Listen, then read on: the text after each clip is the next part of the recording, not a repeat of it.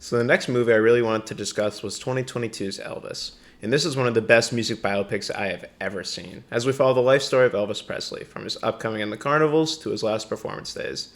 And first things first, I will say this movie has energy. It's almost as if you're in the crowd there too. Austin Butler did an incredible job of showing off the dynamic aura that Elvis carried on and off the stage, and you're almost convinced he's Elvis by the end of the movie. Even in the beginning, the narration by Tom Hanks' character, the Colonel, really puts you headfirst into the folktale. It's almost like you're following the myth of Elvis along the whole movie. And within this myth, alongside Austin Butler's Elvis, we meet Tom Hanks' the Colonel. And you notice that Tom Hanks' character is always there, and the Colonel has a very weird dynamic to where he showed care for Elvis almost everywhere besides the stage. And we see this in the exhaustion incidents in the first and second half of the movie, as Elvis is just beyond tired and seems unable to perform, until the Colonel advises Dr. Nick to give him some stuff. And the Colonel is manipulative to his own benefit, inside and outside the casino. And to be honest, I found myself being more infatuated with his character arc than Elvis is at some point.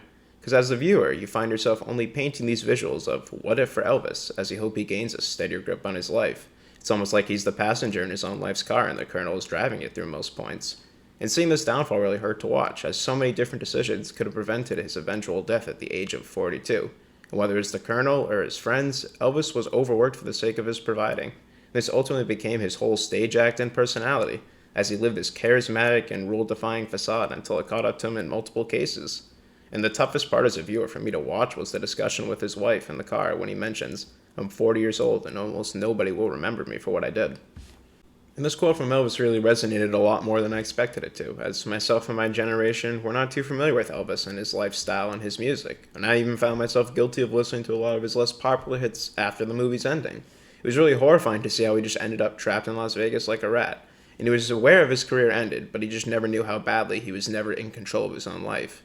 And this movie does a great job of making the viewer question themselves, like, should I be enjoying this, or even rooting for Elvis to keep going at times, because you see him just destroying his own body and his own lifestyle, but for the greater good of the performance and his remembrance and the end of it.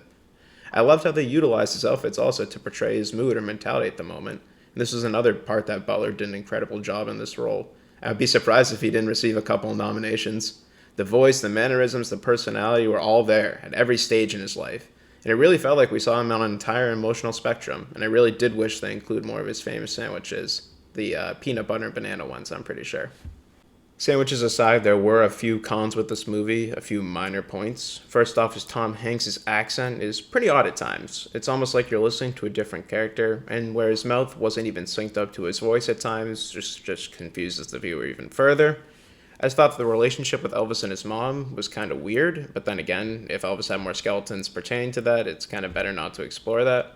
And back to the movie, for the movie's length, it seemed we gloss over many portions of Elvis's negative life aspects, but once again, this is the biggest problem with most biopics is time, and how to portray that.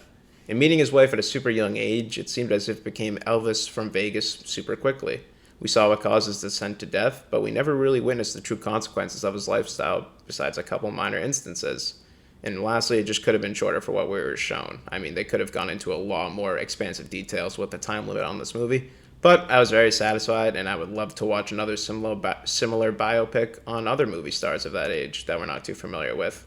Overall, I would give it an 8.5 out of 10, and I will see you guys next time.